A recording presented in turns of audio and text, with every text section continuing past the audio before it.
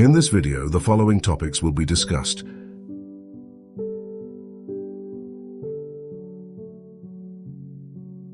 The Great Learning, also known as Da Shui, is part of the canon of the Four Books. It was originally the 42nd chapter of the Book of Rites. It was written by a disciple of Confucius, Zhengzi, after Confucius's death.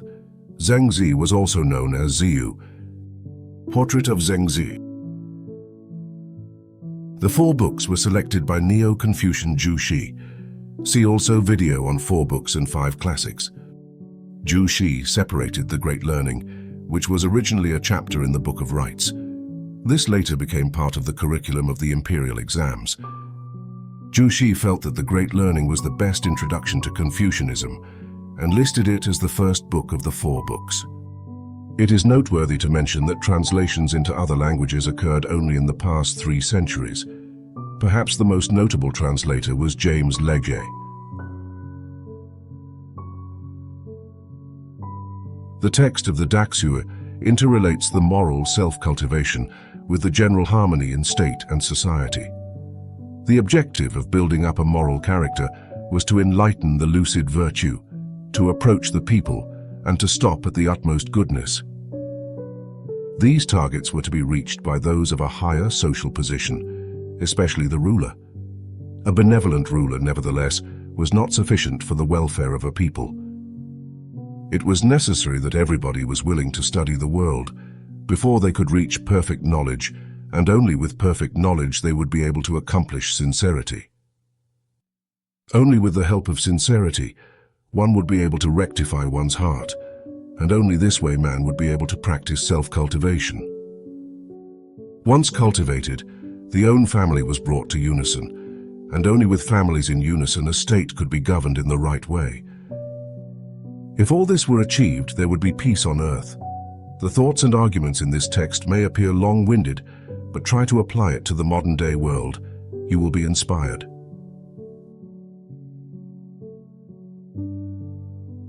The English translations that follow represent the entire text. They are the work of James Leger. More modern translations are available in the video details. For easier reading, the original text has been divided into different chapters based on the recommended divisions given at ctext.com. What the Great Learning teaches is to illustrate illustrious virtue, to renovate the people, and to rest in the highest excellence. The point where to rest being known, the object of pursuit is then determined, and that being determined, a calm unperturbedness may be attained to. To that calmness, there will succeed a tranquil repose. In that repose, there may be careful deliberation, and that deliberation will be followed by the attainment of the desired end. Affairs have their end and their beginning. To know what is first and what is last will lead near to what is taught in the Great Learning. The ancients who wished to illustrate illustrious virtue throughout the kingdom first ordered well their own states.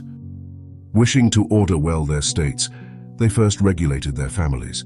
Wishing to regulate their families, they first cultivated their persons. Wishing to cultivate their persons, they first rectified their hearts. Wishing to rectify their hearts, they first sought to be sincere in their thoughts.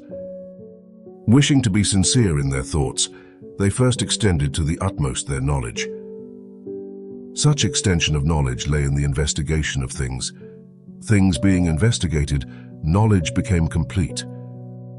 Their knowledge being complete, their thoughts were sincere. Their thoughts being sincere, their hearts were then rectified. Their hearts being rectified, their persons were cultivated.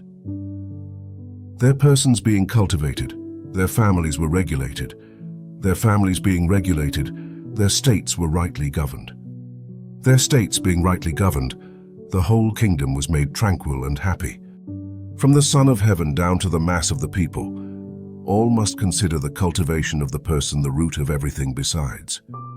It cannot be, when the root is neglected, that what should spring from it will be well ordered. It never has been the case that what was of great importance has been slightly cared for, and at the same time, that what was of slight importance has been greatly cared for. What is meant by making the thought sincere is the allowing no self-deception, as when we hate a bad smell, and as when we love what is beautiful. This is called self-enjoyment. Therefore, the superior man must be watchful over himself when he is alone. There is no evil to which the mean man, dwelling retired, will not proceed. But when he sees a superior man, he instantly tries to disguise himself, concealing his evil and displaying what is good. The other beholds him, as if he saw his heart and reins. Of what use is his disguise? This is an instance of the saying, what truly is within will be manifested without. Therefore, the superior man must be watchful over himself when he is alone.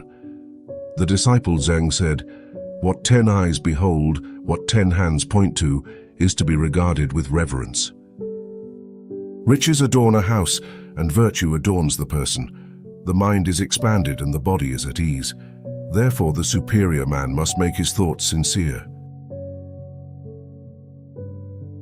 In the book of poetry, it is said, "Look at that winding course of the Qi, with the green bamboos so luxuriant.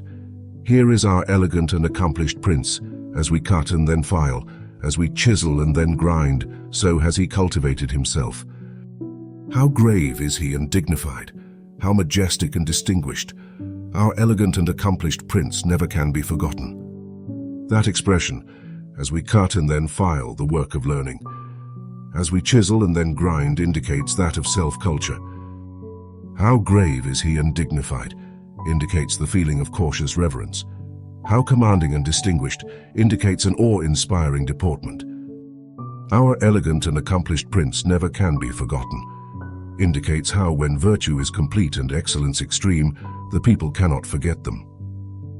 In the book of poetry it is said, "Ah, the former kings are not forgotten. Future princes deem worthy what they deemed worthy and love what they loved. The common people delight in what delighted them and are benefited by their beneficial arrangements. It is on this account that the former kings, after they have quitted the world, are not forgotten." In the announcement to Kang it is said, "He was able to make his virtue illustrious." In the Taijia it is said, "He contemplated and studied the illustrious decrees of heaven." In the canon of the Emperor Yao it is said, "He was able to make illustrious his lofty virtue." These passages all show how those sovereigns made themselves illustrious. On the bathing tub of Tang, the following words were engraved, "If you can one day renovate yourself, do so from day to day. Yea, let there be daily renovation." In the announcement to Kang it is said, "To stir up the new people." In the book of poetry it is said, "Although Zhou was an ancient state, the ordinance which lighted on it was new." Therefore, the superior man in everything uses his utmost endeavors. In the book of poetry it is said, "The royal domain of 1,000 li is where the people rest." In the book of poetry it is said, "The twittering yellow bird rests on a corner of the mound." The master said, "When it rests, it knows where to rest." Is it possible that a man should not be equal to this bird? In the book of poetry it is said, "Profound was King Wen. With how bright and unceasing a feeling of reverence did he regard his resting places. As a sovereign he rested in benevolence. As a minister he rested in reverence. As a son he rested in filial piety. As a father he rested in kindness. In communication with his subjects he rested in good faith." The master said, "In hearing litigations I am like any other body. What is necessary is to cause the people to have no litigations." So those who are devoid of principle find it impossible to carry out their speeches, and a great awe would be struck into men's minds. This is called knowing the root. What is meant by "the cultivation of the person depends on rectifying the mind" may be thus illustrated. If a man be under the influence of passion, he will be incorrect in his conduct. He will be the same if he is under the influence of terror, or under the influence of fond regard, or under that of sorrow and distress. When the mind is not present, we look and do not see, we hear and do not understand. We eat and do not know the taste of what we eat. This is what is meant by saying that the cultivation of the person depends on the rectifying of the mind. What is meant by the regulation of one's family depends on the cultivation of his person is this: men are partial where they feel affection and love, partial where they despise and dislike, partial where they stand in awe and reverence, partial where they feel sorrow and compassion, partial where they are arrogant and rude. Thus it is that there are few men in the world who love, and at the same time know the bad qualities of the object of their love, or who hate and yet know the excellencies of the object of their hatred. Hence it is said in the common adage, "A man does not know the wickedness of his son, he does not know the richness of his growing corn." This is what is meant by saying that if the person be not cultivated, a man cannot regulate his family. What is meant by in order rightly to govern the state, it is necessary first to regulate the family, is this: it is not possible for one to teach others while he cannot teach his own family. Therefore the ruler, without going beyond his family, completes the lessons for the state. There is filial piety, therewith the sovereign should be served. There is fraternal submission, therewith elders and superiors should be served. There is kindness, therewith the multitude should be treated. In the announcement to Kang it is said, "Act as if you were watching over an infant." If a mother is really anxious about it, though she may not hit exactly the wants of her infant, she will not be far from doing so. There never has been a girl who learned to bring up a child that she might afterwards marry. From the loving example of one family, a whole state becomes loving, and from its courtesies the whole state becomes courteous, while, from the ambition and perverseness of the one man, the whole state may be led to rebellious disorder. Such is the nature of the influence. This verifies the saying, affairs may be ruined by a single sentence. A kingdom may be settled by its one man. Yao and Shun led on the kingdom with benevolence, and the people followed them. Chie and Chao led on the kingdom with violence, and people followed them. The orders which these issued were contrary to the practices which they loved, and so the people did not follow them. On this account, the ruler must himself be possessed of the good qualities, and then he may require them in the people. He must not have the bad qualities in himself, and then he may require that they shall not be in the people. Never has there been a man who, not having reference to his own character and wishes in dealing with others, was able effectually to instruct them. Thus we see how the government of the state depends on the regulation of the family. In the book of poetry it is said, "That peach tree, so delicate and elegant, how luxuriant is its foliage. This girl is going to her husband's house. She will rightly order her household." Let the household be rightly ordered, and then the people of the state may be taught. In the book of poetry it is said, "They can discharge their duties to their elder brothers. They can discharge their duties to their younger brothers." Let the ruler discharge his duties to his elder and younger brothers, and then he may teach the people of the state.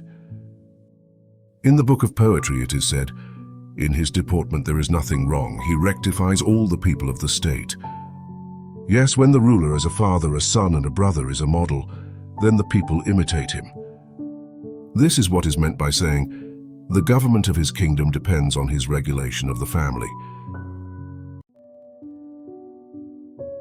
What is meant by the making the whole kingdom peaceful and happy depends on the government of his state.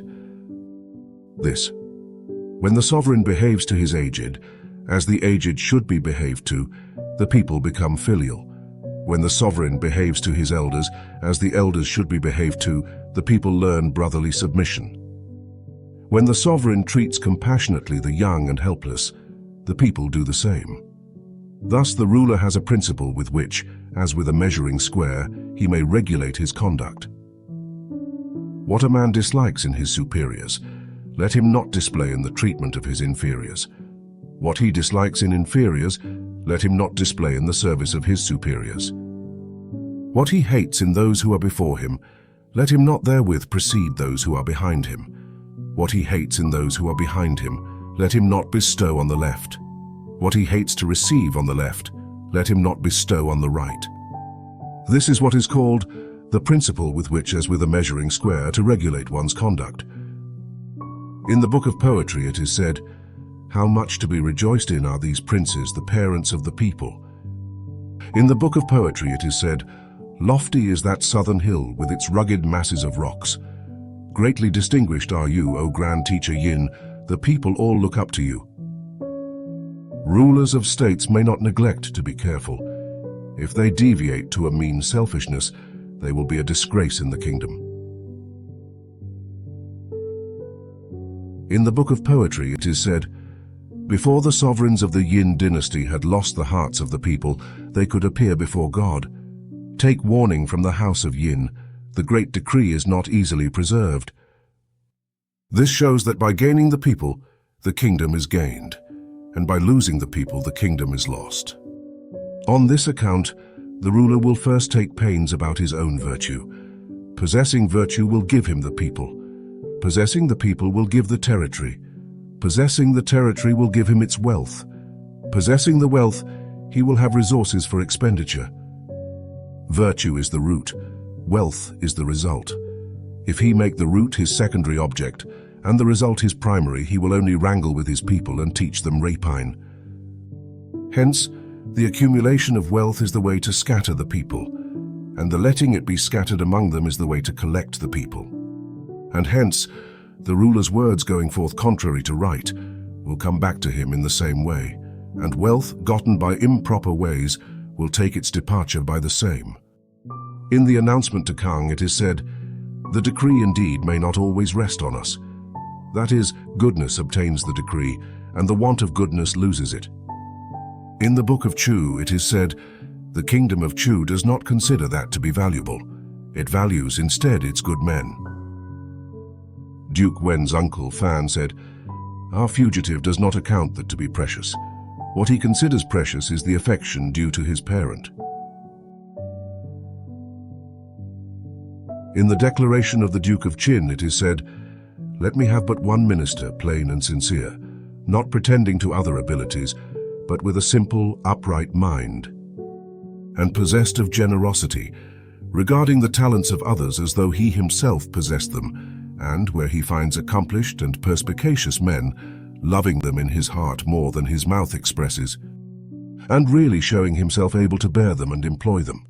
Such a minister will be able to preserve my sons and grandsons and black-haired people, and benefits likewise to the kingdom may well be looked for from him. But if it be his character, when he finds men of ability, to be jealous and hate them, and when he finds accomplished and perspicacious men, to oppose them and not allow their advancement, showing himself really not able to bear them. Such a minister will not be able to protect my sons and grandsons and people, and may he not also be pronounced dangerous to the state. It is only the truly virtuous man who can send away such a man and banish him, driving him out among the barbarous tribes around, determined not to dwell along with him in the Middle Kingdom. This is in accordance with the saying, it is only the truly virtuous man who can love or who can hate others. To see men of worth and not be able to raise them to office but not to do so quickly, this is disrespectful. To see bad men and not be able to remove them but not to do so to a distance, this is weakness. To love those whom men hate and to hate those whom men love, this is to outrage the natural feeling of men. Calamities cannot fail to come down on him who does so. Thus we see that the sovereign has a great course to pursue. He must show entire self-devotion and sincerity to attain it, and by pride and extravagance he will fail of it. There is a great course also for the production of wealth. Let the producers be many and the consumers few. Let there be activity in the production and economy in the expenditure. Then the wealth will always be sufficient. The virtuous ruler, by means of his wealth, makes himself more distinguished. The vicious ruler accumulates wealth at the expense of his life. Never has there been a case of the sovereign loving benevolence and the people not loving righteousness. Never has there been a case where the people have loved righteousness and the affairs of the sovereign have not been carried to completion. And never has there been a case where the wealth in such a state, collected in the treasuries and arsenals, did not continue in the sovereign's possession. The officer Meng Xian said, "He who keeps horses and a carriage does not look after fowls and pigs. The family which keeps its stores of ice does not rear cattle or sheep. So the house which possesses 100 chariots should not keep a minister to look out for imposts that he may lay them on the people. Than to have such a minister, it were better for that house to have one who should rob it of its revenues." This is in accordance with the saying, "In a state, pecuniary gain is not to be considered to be prosperity, but its prosperity will be found in righteousness." When he who presides over a state or a family makes his revenues his chief business, he must be under the influence of some small, mean man. He may consider this man to be good, but when such a person is employed in the administration of a state or family, calamities from heaven and injuries from men will befall it together. And though a good man may take his place, he will not be able to remedy the evil. This illustrates again the saying, "In a state, gain is not to be considered prosperity, but its prosperity will be found in righteousness."